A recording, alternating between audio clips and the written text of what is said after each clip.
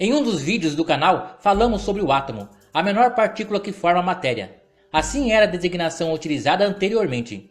Porém não é mais correta, visto que o átomo não é formado apenas por uma partícula, mas por um conjunto de subpartículas.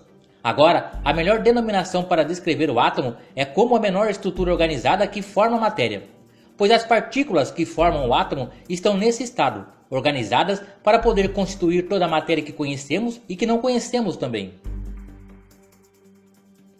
Como sabemos e como conta a história, o átomo era antigamente considerado como uma partícula indivisível e se acreditava também que era como se fosse uma esfera sólida.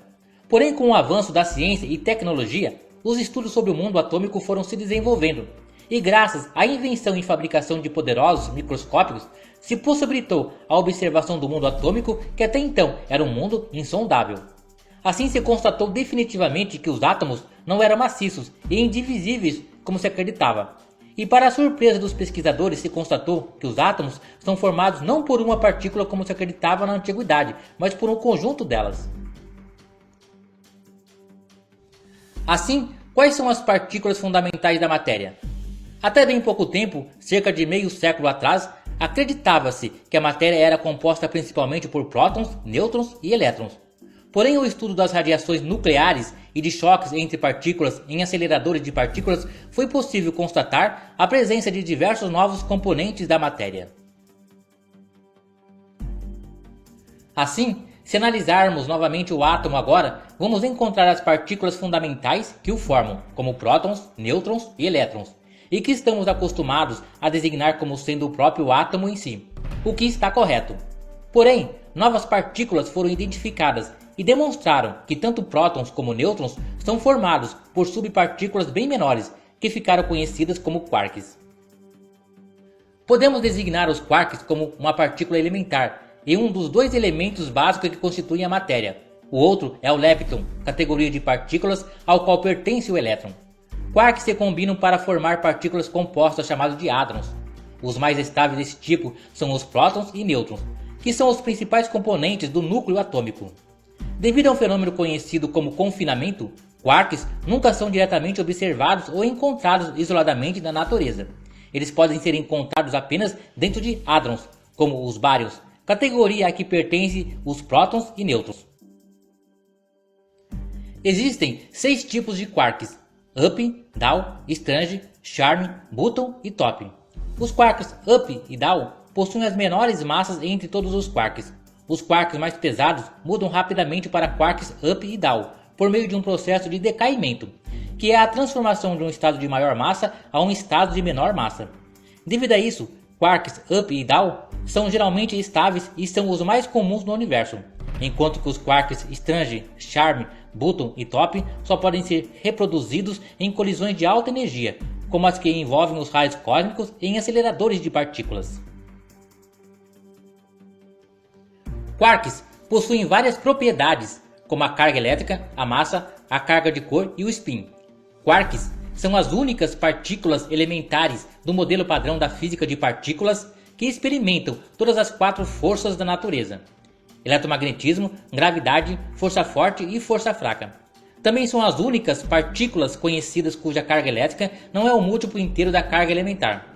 Para cada sabor de quark, há um tipo correspondente de antipartícula, denominado antiquark, que difere do quark apenas pelo fato de que algumas das suas propriedades têm igual magnitude, mas sinal oposto.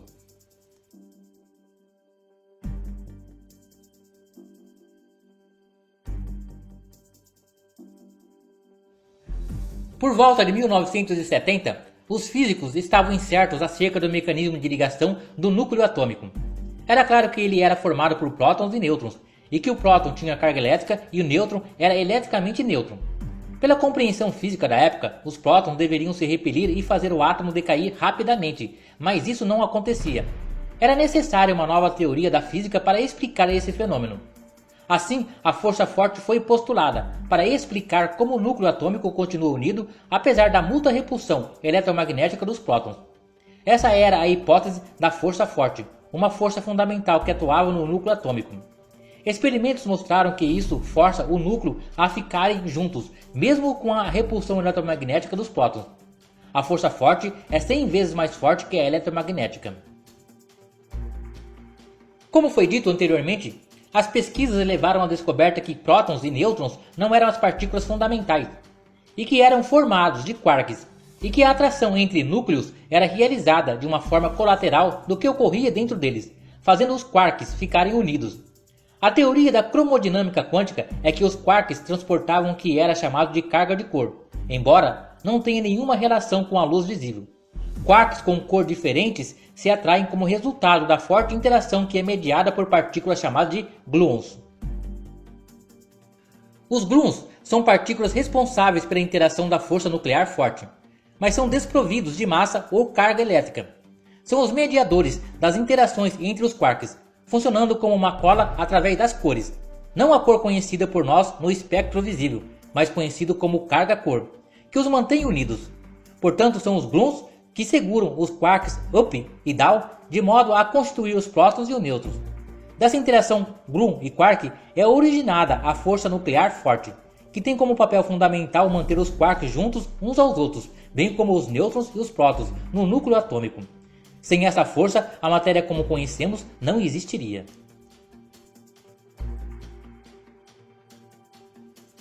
Para resumir e finalizar os apontamentos sobre o átomo, ou mais precisamente sobre o núcleo atômico, temos também que mencionar a força nuclear fraca.